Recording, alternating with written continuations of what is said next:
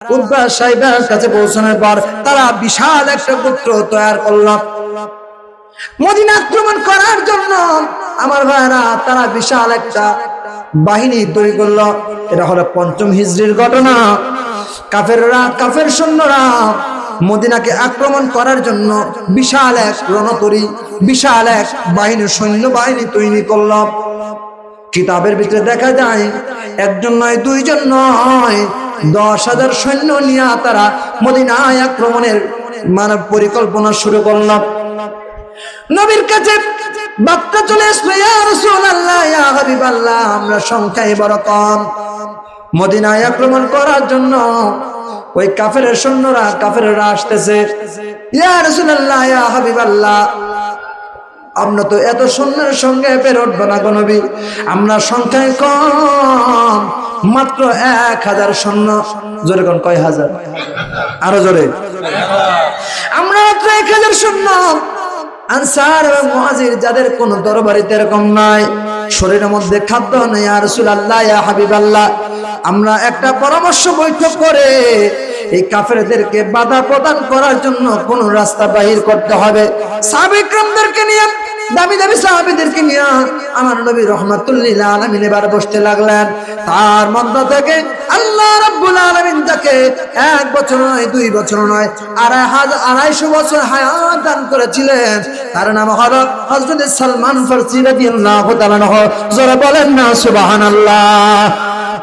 নবীদের সবচেয়ে বয়স্ক সাহাবী সালমান ফারসি রাদিয়াল্লাহু তাআলা আনহু বলে, ইয়া রাসূলুল্লাহ, ইয়া হাবিবাল্লাহ, আমার কাছে একটা পরামর্শ আছে গো নবী, আমি আমার পরামর্শ আপনার কাছে ব্যক্ত করতে চাই। বলো তোমার কি পরামর্শ? ইয়া রাসূলুল্লাহ, কাফেররা সৈন্য বেশি, আমরা মুসলমানেরা সৈন্য কম, তাদের সঙ্গে তো আমরা পেরে উঠবো না গো নবী, আপনি যদি অনুমতি দেন তাহলে পরে আমরা মদিনায় যেই পথে তারা কাফের সৈন্যরা আগমন করবে গো নবী, সেই পথে আমরা সবাই মিলে পরীক্ষা খনন করি। জোরে বলেন না সুবহানাল্লাহ। পরীক্ষা খনন করি ইয়া রাসূলুল্লাহ, আপনি যদি অনুমতি দেন। তখন নবীজি বলল, তাই নাকি? ভালো হয়, খুবই ভালো। কারণ হচ্ছে আমাদের সৈন্য কম, তাদের সৈন্য অধিক। যদি পরীক্ষা খনন করা যায়, খাল বুঝেন না আপনারা? খাল খনন করা হয় এই রাস্তার মধ্যে, তাহলে তারা খুব দ্রুত গতিতে এসে ঘোড়ার লাফায় আমাদের উপরে আক্রমণ করতে পারবে না।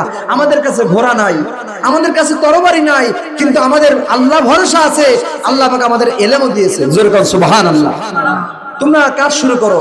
কিতাবের মধ্যে দেখা যায়, বুখারী শরীফের হাদিস আপনাদের বলতেছি ভাইজান, বানানো কথা না, বুখারী শরীফের হাদিস দেখা যায় মাত্র ১০ দিনে। কয় দিনে? সবাই বলেন কয় দিনে? আমি কিন্তু কিছুক্ষণ পর উল্টা প্রশ্ন করবো, সাবধান। মাত্র ১০ দিনে ৫ কিলোমিটার পথ আল্লাহ নবী রাহমাতুল লিল আলামিন ১,০০০ সাহাবী দিয়া পরীক্ষা খনন করলেন। জোরে কোন সুবহানাল্লাহ। হায় হায় হায় হায়, ৫ কিলোমিটার পথ, অল্প একটু পথ, তাই না? আজকে তো বেকু নাই, বেকু থাকলে ৫ দিনে সম্ভব, কিন্তু বেকু ছাড়া ৫ কিলোমিটার পথ মানুষ দ্বারা ১০ দিনে করা সম্ভব কখনোই নয়। তারপরে একবেলা খেয়ে, একবেলা না খেয়ে, অনেক সময় শুধুমাত্র পানি খেয়ে এই নবীর চেহারার দিকে তাকায় থেকে যারা ইসলামকে গ্রহণ করেছে, সেই নবীর আশিকেরা, নবীর প্রেমে তারা জজবা লাগাইয়া কাজ করেছে দিনের জন্য, ইসলামের জন্য। জোরে বলেন সুবহানাল্লাহ। এবার যখন নিরলস ভাবে কাজ করতেছে, নবীর একজন প্রিয় সাহাবী ছিল, যার নাম হযরত জাবের রাদিয়াল্লাহু তাআলা আনহু। উনি নবীর দিকে খেয়াল করলেন। নবীজি মাঝে মাঝে তহবান পড়তেন, কোন সময় পায়জামা পড়তেন, কোন সময় জুব্বা পড়তেন, কোন সময় ছোট পাঞ্জাবি পড়তেন। আমার ভাইরা ফতুয়া পড়তেন। তো সেই দিন কাজ করার জন্য ছোট পোশাক পরার কারণে আমার নবীজির পেট মোবারক বের হয়ে গেল। জোরে বলেন সুবহানাল্লাহ। নবী রাহমাতুল লিল আলামিনের পেট মোবারক বের হয়ে যাওয়ার পর জাবের রাদিয়াল্লাহু তাআলা আনহু তাকায় দেখে, রে রাহমাতুল লিল আলামিনের পেটের মধ্যে ৩ টুকরা পাথর বাঁধা। এ মুসলমান, নবীর উম্মতের দল, খুব খেয়াল করেন গো। জাবের রাদিয়াল্লাহু তাআলা আনহু নবী রাহমাতুল লিল আলামিনকে ডাক দিয়ে বলে, ইয়া রাসূলুল্লাহ, ইয়া হাবিবাল্লাহ,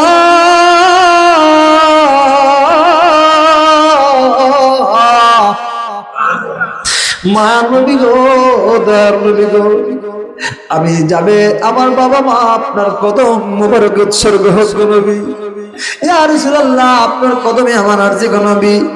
জানতে চাই আপনার পেটের মধ্যে 3টা পাথরের টুকরা দেখতে পাইলাম, এর কারণ কি?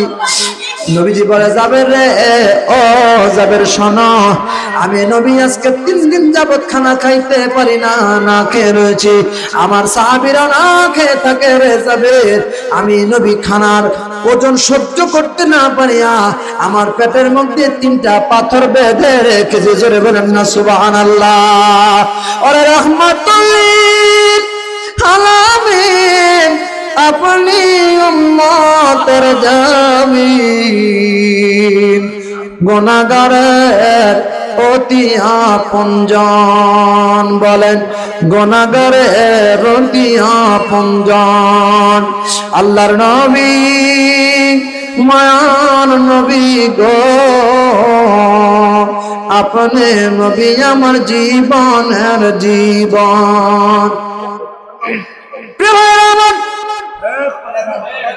খুব খেয়াল করেন, নবীর প্রেমের আলোচনা শয়তান কিন্তু এটা পছন্দ করে না, নবীর ভালোবাসার আলোচনা। খুব খেয়াল করেন, জাবের চোখের পানি ছেড়ে কান্দে, ইয়া রাসূলুল্লাহ, ইয়া হাবিবাল্লাহ, আমার নবী গো, আমি জাবের কেমন এখনো জীবিত আছি। আপনি নবী 3 দিন পর্যন্ত খানা খান না, আমি জাবের কেন এখনো দুনিয়ার বুকে বেঁচে আছি গো নবী। আপনি একটু অপেক্ষা করেন, আমি বাড়িতে যাব, দেখি আমার বাড়িতে কি আছে। জাবের রাদিয়াল্লাহু তাআলা আনহু একটা দৌড় মেরে বাড়িতে চলে যায়। ডাক দিয়ে বলে, বিবি, আপনার বিবি, জলদি করে আয়, কি আছে রে বাড়িতে, কি আছে জলদি করে বল। রহমাতুল লিল আলামিনের না বানাইলে আমার আল্লাহ কিছু বানাইতো না। আমার নবীজি 3 দিন পর্যন্ত না খায়া রয়েছে, পেটে পাথর বেঁধে কেন আমাদের সঙ্গে কাজ করে। নবী, বিবি জলদি করে বলো বাড়িতে কি আছে। আমি আমার নবীর আমার বাড়িতে আজকে মেহমানদারি করাইতে যাই। জোরে বলেন না ইয়া রাসূলুল্লাহ। বিবি বলে, স্বামী, বাড়িতে তেমন কোনো খানা নাই গো স্বামী, শুধুমাত্র 1 সা আটা, অর্থাৎ 3.5 কেজি আটা, আর একটা ছোট্ট বকরির বাচ্চা, ছাগলের বাচ্চা হয়েছে গো স্বামী। এছাড়া আমার বাড়িতে তেমন কিছু নাই গো স্বামী। বলে, বিবি রে, জলদি করে রেডি কর, আমি নবীকে এই মাত্র দাওয়াত দিয়ে আসতেছি। এইদিকে আমার নবীর প্রিয় সাহাবী জাবের রাদিয়াল্লাহু তাআলা আনহু বিবির সামনে ছাগলটাকে জবাই করে দিয়া বারে একটা দৌড় মেরে বলে, বিবি রে, জলদি করে রান্না করে রেডি করে রাখো, আমি নবীরে যাইয়া দাওয়াত দিয়ে আসতেছি। একটা দৌড় মেরে বলে, ইয়া রাসূলুল্লাহ, ইয়া হাবিবাল্লাহ, জাবের রাদিয়াল্লাহু তাআলা আনহু, আপনার জাবের আপনারে বাড়িতে আজকে নিমন্ত্রণ জানায়। আজকে আপনাকে আমার বাড়িতে আপনার 2 জন সাহাবী নিয়া, কিতাবের মধ্যে আসছে 2 জন, বুখারী শরীফের হাদিস, 2 জন সাহাবী নিয়া মোট 3 জন, আপনারা 3 জন আমার বাড়িতে মেহমানদারি হবেন। জোরে বলেন না সুবহানাল্লাহ। ইয়া রাসূলুল্লাহ, ইয়া হাবিবাল্লাহ, বলেন ইয়া রাসূলুল্লাহ, ইয়া রাসূলুল্লাহ, বলেন ইয়া রাসূলুল্লাহ, লা ইয়া রাসূলুল্লাহ, ইয়া হাবিবাল্লাহ, ইয়া রাসূলুল্লাহ, তুমি জীবন, তুমি মরণ, আধার ঘরে তুমি আপন, তুমি সবাই, তুমি মরণ, আধার ঘরে তুমি, আহা তুমি মদের পারের তরি, তুমি আহা পারের, ওহ তুমি নিদানে তরানে ওয়ালা, ইয়া রাসূলুল্লাহ, মারহাবা, জয়, ইয়া রাসূলুল্লাহ, ইয়া রাসূলুল্লাহ, রাসূলাল্লাহ ইয়া হাবিবাল্লাহ ইয়া রাসূল ইয়া হাবিবাল্লাহ ইয়া রাসূলাল্লাহ চিৎকার মেরে বলেন ইয়া রাসূলুল্লাহ ইয়া রাসূলুল্লাহ। তিনজনকে আপনারা মোট তিনজন আমার বাড়িতে মেহমানদারি হবেন। কথাটা জাবের নবীজির কানে কানে আস্তে আস্তে বলতেছিল। নবীজি বলল, ও আমার প্রিয় সাহাবীরা, তোমরা যারা খন্দকে মাটি খনন করতেছো, হয় নাই জোরে, আমার সাহাবীরা সবাই মাটি কাটা বন্ধ করো, সবাই আমার দিকে খেয়াল করো। এখন যখন আমি বলতেছি সবাই আমার দিকে তাকান, আমি বললাম আপনারা সবাই এখন আমার দিকে তাকাইছেন না? কেউ কি অন্য কথা বলতেছে? দেখেন ঠিক সবাই, নবী বলল তোমরা সবাই মাটি কাটা বন্ধ করো, আমার দিকে তাকাও। আমার সাহাবীরা, আজকে জাবের তোমাদের সবাইকে গোস্ত দিয়া রুটি খাওয়ার জন্য দাওয়াত দিয়েছে। আর যারা নবীর এই কথা শোনা মাত্র জাবের অন্তরের মধ্যে ভয় পেয়ে গেল। হায় হায়, ছোট্ট একটা ছাগলের বাচ্চা, মাত্র এক সা গম, অর্থাৎ 3.5 কেজি আটা, এই আটা দিয়া 1000 সাহাবীকে কেমনে মেহমানদারি করবে? জাবেরের চোখে পানি এসে যায়, কিন্তু এত সাহাবীদের সামনে জাবের কেমনে বলে, গো নবী, এত সাহাবীর যে আমি খাওয়াইতে পারবো না। চোখে পানি নিয়ে মাথাটা কি নিচু করে করে করে করে বাড়িতে চলে যায়। বলে, বিবি রে, রান্না কত দূর রেডি হয়েছে? বলে, রান্না রেডি হয়ে গেছে, প্রায় আটা মাখানো শেষ, আটা খামির করা হয়ে গেছে, গোশত পাকানো প্রায় শেষ। আপনি যান আমার নবীকে দাওয়াত দিয়ে নিয়ে এসে, আমি আজকে আমার নবীরে মন ভরে দেখবো, তোমায় মন ভরি আমি দেখবো, তোমায় প্রাণ ভরিয়া আমি দেখবো, আমার অন্তরের জ্বালা জুড়াইবো, একবার শোনো ইয়া রাসূলুল্লাহ, তোমায় প্রাণ ভরে আমি দেখবো। বলেন, একবার শোনো ইয়া রাসূলুল্লাহ, তোমায় প্রাণ ভরে। বলে, স্বামী রে, জীবনে মনের সাথ, মনে বড় আশা, নবীরে আমি প্রাণ ভরে দেখবো। আপনি নবীরে দাওয়াত দিয়েছেন, এর চাইতে কি সুসংবাদ? জলদি করে যান, নবীরে ডাইকা নিয়ে আসেন। আমি আজকে আপনি আমার নবীরে খাওয়াইবেন, আর আমি দরজার পাশে দাঁড়াইয়া দাঁড়াইয়া আমি নবীরে দেখবো, আর চোখের পানি ফেলবো, হৃদয়টাকে শীতল করে ফেলবো। এবার সাহাবায়ে কেরামদের সামনে কিছু বলার নাই। বলে, ইয়া রাসূলুল্লাহ, রান্না রেডি হয়ে গেছে। আরে কি হয়েছে? বলে, রান্না রেডি হয়ে গেছে, চলেন। নবী বলে, চলো গো চলো, সবাই আমার পিছে পিছে চলো। আরো জোরে, আরো জোরে। একজন নয়, দুইজন নয়, কিতাবের ভিতরে দেখলাম বুখারী শরীফের হাদিসে, জাবেরের বাড়ির উঠানে 10 জন করে করে 10 জন করে করে মোট 1000 খন্দকের সাহাবী, আনসার এবং মুহাজির, তারা জাবেরের বাড়িতে উঠান দ্বারা লাইন ধরে ধরে বসে পড়েছে। জোরে বলেন না সুবহানাল্লাহ। এবার এতগুলো সাহাবীকে দেখার পর বিবি বড় আশ্চর্য হয়ে গেল, টেনশনের মধ্যে পড়ে গেল। ও স্বামী, এদিকে আসেন। আপনি বাড়িতে মেহমান দাওয়াত দিয়েছেন 3 জন, এত লোক কোত্থেকে? বলেন, জাবের ভাই বাড়িতে দাওয়াত দিয়েছে আমি মৌলানা সহ 3 জন। এখন আমি যদি আরো 997 জন লোককে নিয়ে যাই, জাবের ভাইয়ের স্ত্রী মনে হয় বলবে খুব ভালো কাম করছেন, এটা বলবে না? তোর কোশ্চেনটা কি? কি কথা বলে, ঠিক না বেটি? জাবের রাদিয়াল্লাহু তাআলা ওকে ডাক দেয়, বলে, প্রাণের স্বামী রে, এদিকে আসেন। এটা মহব্বতের ধমক দিয়ে বলে, করছেনটা কি? দাওয়াত দিলেন নবীরে, নবীর সঙ্গে 2 জন রে, এত সাহাবীদেরকে আমি কেমনে খাওয়াইবো? আমার বাড়িতে এত খাবার নাই। জাবের বলে, ও প্রাণের বিবি, টেনশন কইরো না, আজকে আমার বাড়িতে সাধারণ কোন মেহমান আসে নাই, যিনি এসেছে উনি হলো রাহমাতুল লিল আলামিন। ঘটনা বুঝতে পারে বলে যাবের এদিকে আসো। জাবের আসছে, ইয়া রাসূলুল্লাহ ইয়া হাবিবাল্লাহ, কি টেনশন আছো? জি নবী, কি হয়েছে? বলে, ইয়া রাসূলুল্লাহ, দাওয়াত দিয়েছি তিনজনকে, ছোট্ট একটা ছাগলের বাচ্চা, মাত্র 3.5 কেজি আটা, 100 আটা, এই আটা দিয়ে তো সাহাবীকে কেমনে আমি খাওয়াইবো? আমার বিবিও টেনশনে, আমিও বড় টেনশনে। এবার নবী বলে, জাবের রে, ও জাবের, তুমি কি জানো না আল্লাহ রাব্বুল আলামিন তোমার নবীরে রাহমাতুল লিল আলামিন বানায়া পাঠাইছে? ও জাবের, তুমি টেনশন করিও না, আমারে পাত্রখানা দেখায় দাও, রান্নার চুলাখানা দেখায় দাও। এবার চুলার সামনে যায়া নবীজির পবিত্র ললাট মোবারক, নবীজির পবিত্র থুতু মোবারক দিয়া রান্নাটাকে ঘুল্লা দিয়া বলে, জাবের রে, ঢাকনাটাকে খুলবা না। জাবের, রুটিও দিবা? রুটি কয়টা? বলে 3.5 রুটি। কয়টা?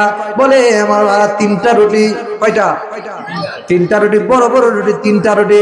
বলে, জাবের রে, শোনো গো শোনো, 3টা করে রুটি উঠাইবা। কয়টা কইরা? 3টা কইরা রুটি উঠাইবা, কিন্তু পাতিলের মধ্যে তাকাবা না। সুবহানাল্লাহ বলবেন না? 3টা করে রুটি উঠাইবা, পাতিলের মধ্যে তাকাইবা না। তার গোস্ত 2-3 টুকরা কইরা না, ভরপুর কইরা গোস্ত দিবা, কিন্তু পাতিলের মধ্যে তাকাবা না। সুবহানাল্লাহ যারা কইবেন না? এবার রাহমাতুল লিল আলামিন পবিত্র থুতু মুবারক, ললাট মুবারক দিয়া ঘোল্লা দিয়া এবার বিসমিল্লাহ বলে শুরু করে দিলেন। যাবার একবার এক এক করে দিতেছে। নবীর সামনে যখন খানা দিবে রে, নবী কিন্তু খায় না। সুবহানাল্লাহ। একজন নয়, দুইজন নয়, 1000 সাহাবীকে খাওয়ানোর পর নবীর সামনে যখন খানা দিবে গো, জিবরাইল আমিন বলে, ইয়া রাসূলুল্লাহ, মা নবী গো, দয়াল নবী গো, আপনি কিন্তু জাবের 2টা ছেলেরে নিয়া সারা খানা খাইতে বসবেন না। হায় হায়, প্রেমের খেলা শুরু হয়ে গেছে। আর তোমার না 2টা ছেলে আছে? হ্যাঁ আছে। কই তোমার সন্তানদেরকে ডাকো, তোমার সন্তানদেরকে নিয়া, তোমার নিয়া আমি নবী একসাথে খানা খাবো। হায় হায়, জাবের তো খুশি। বলে, বিবি রে, ছেলে 2টা কই? বলে, নবী রে বলো অনেক দূরে গেছে, আসতে দেরি হবে। নবীর সামনে খবর আসলো। জিবরাইল আমিন কয়, খবরদার নবী, আল্লাহ বলেছে জাবেরের ছেলে সারা যেন খানা শুরু না করেন। সুবহানাল্লাহ বলবেন না? জাবের যত দূরে যাক না কেন, যাও খবর দিয়ে আনো, আমি নবী অপেক্ষা করব। ভিতরে গেছে, এই বিবি তাড়াতাড়ি কোন জায়গায় আছে? আমি দৌড় দিতেছি, মরুভূমির যে কোনো এক জায়গায় খেলাধুলা হয়তো করতেছে, কোথায় আছে বল? বলে, অনেক দূরে আছে, মরুভূমির ওই পারে আছে। ইয়া রাসূলুল্লাহ, অনেক দেরি হবে, আধা ঘন্টা 1 ঘন্টা সময় লাগবে, আপনারা খান, আমার ছেলে খেলাধুলা করতেছে। বলে, না আমি খাবো না, তুমি যদি চাও আমি এই মুহূর্তে চলে যাই, তাহলে আমি চলে যাই, তোমার সন্তানকে না আনা পর্যন্ত আমি নবী খানাই ধরবো না।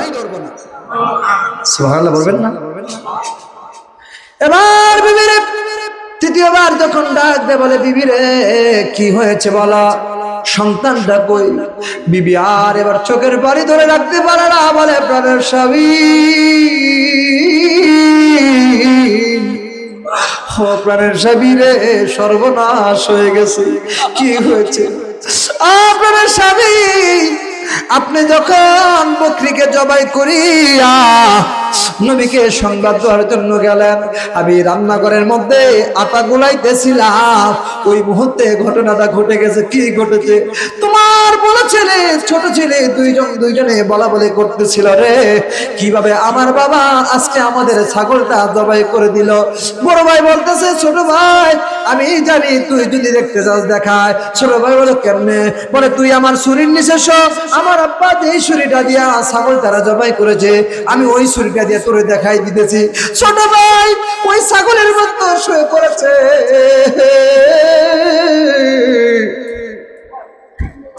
আর বড় ভাই গলার ভিতরে ছুরি চালাই দিয়েছে। ও স্বামী, ছোট ভাই জায়গার মধ্যে মারা গেল, আমি বড়টাকে এই দৃশ্যটা দেখে সহ্য করতে পারি না, একটা লাঠি নিয়ে দাবড় দিয়েছি। আহারে পাথরের সঙ্গে হুটুট খায়া পাথরের সঙ্গে মাথা লেগিয়া আমার বড় সন্তান ওই জায়গার মধ্যে মারা গেল।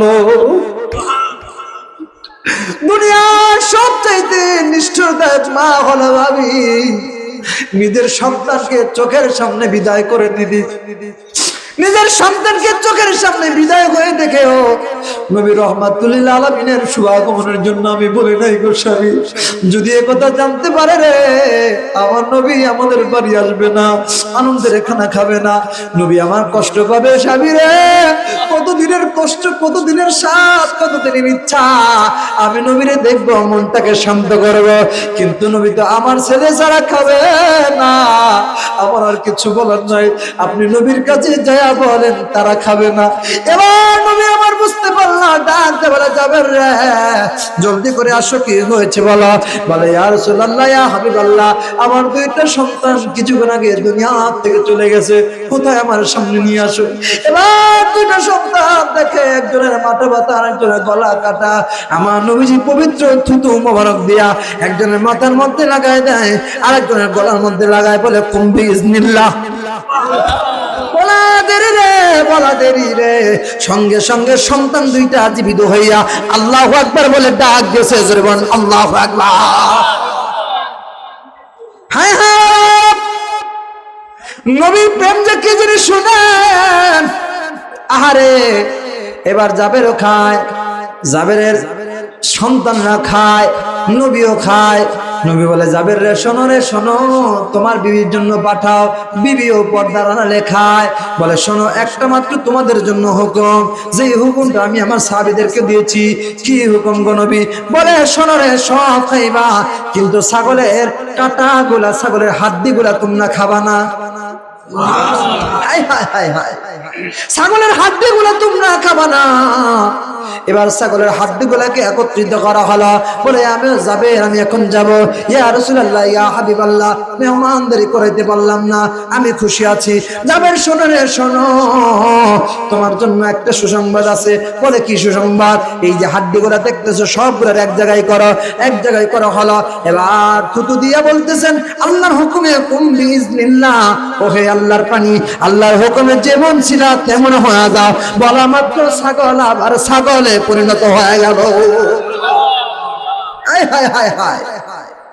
আর ওই যে জাবেরের বিবি আটা রান্না করেছিল, দেখা গেল যতটুকু পরিমাণ রান্না করেছে এখনো পর্যন্ত ঠিক একই পরিমাণের রুটি তার পাত্রের মধ্যে রয়ে গেছে।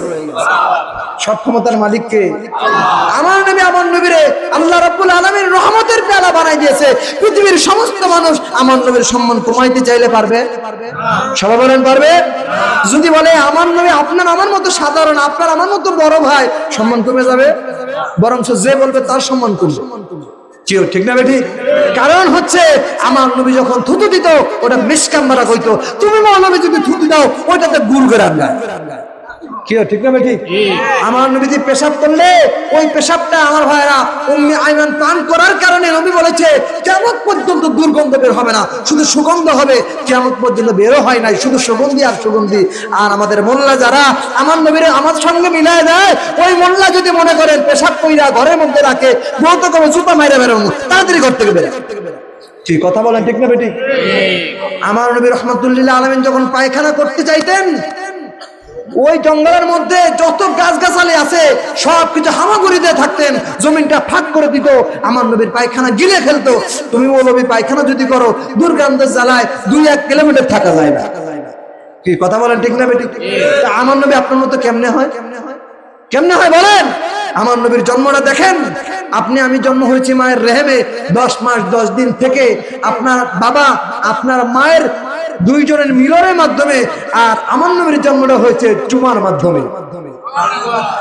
খাজা আব্দুল্লাহ মা আমিনাকে যখন বিয়ের প্রথম রাত্রে চুমা দিয়েছে, নূরে মুহাম্মাদি সঙ্গে সঙ্গে ট্রান্সফার হয়ে মা আমিনার গর্ভে চলে গেছে।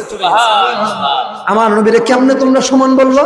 আমার নবী যখন 9 মাস, আমার ভাইরা 9 মাসের গর্ভে, 9 মাসের গর্ভে আমার নবীর মা বলতেছে আমি তো ভয় পাচ্ছিলাম, আমার 9 মাস গর্ভে বাবা মুহাম্মদ, বারবার স্বপ্ন দেখি নবী মুহাম্মদ আসতেছে, আকাশ সালাম দেয়, বাতাস সালাম দেয়, গাছ গাছে সালাম দেয়, কিন্তু আমার মনে হচ্ছে আমার পেটে কেউ নাই। জোরে কন্যা সুবহানাল্লাহ।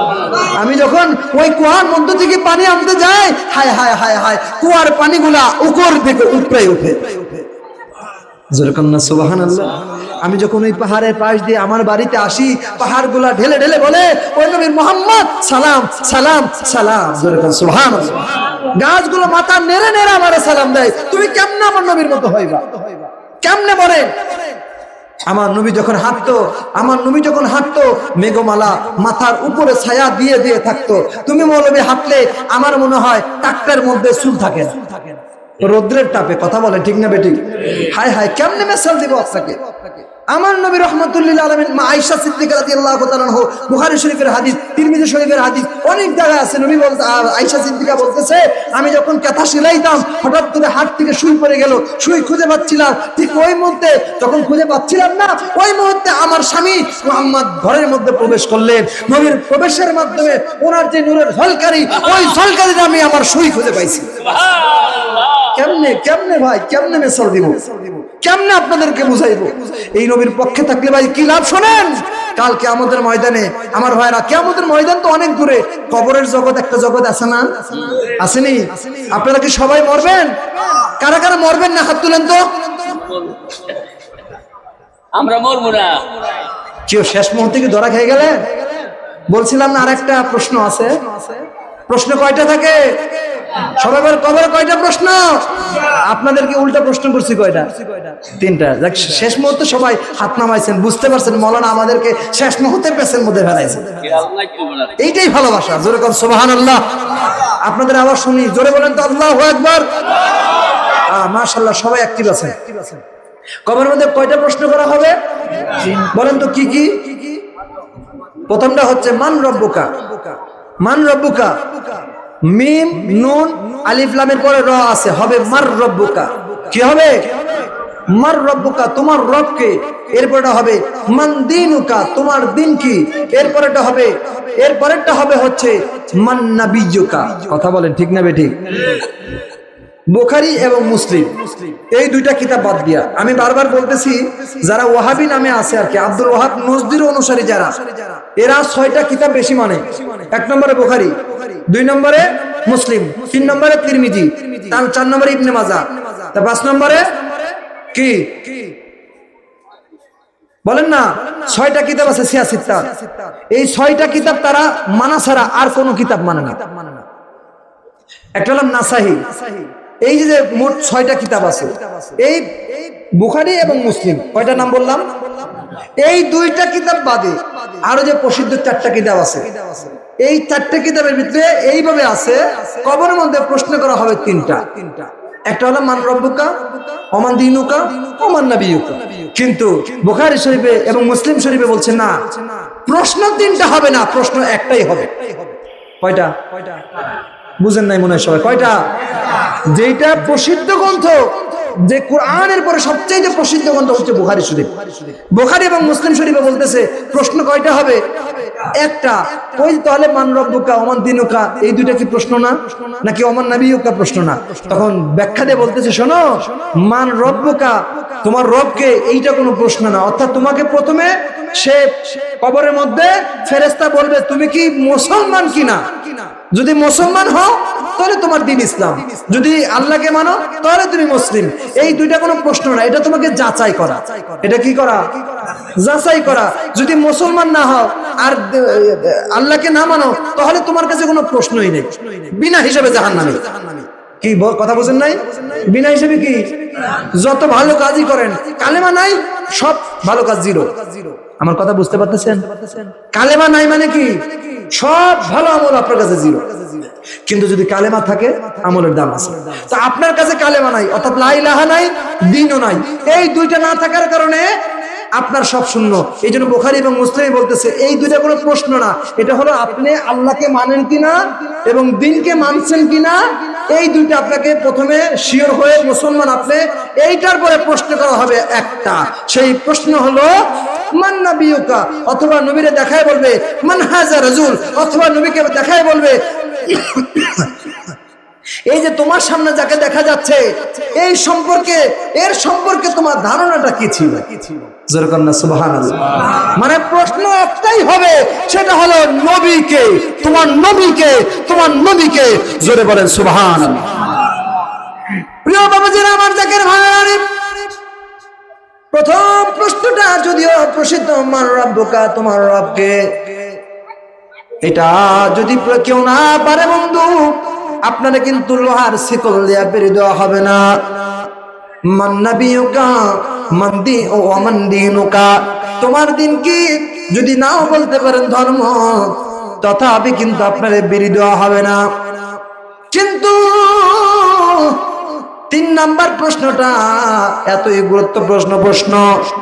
বুখারী শরীফে ইমাম বুখারী রাহমাতুল্লাহ আলাইহি, ইমাম মুসলিম রাহমাতুল্লাহ আলাইহি বলতেছেন, এই প্রশ্নের জবাব যদি কেউ না করতে পারে তার উপায় থাকবে না।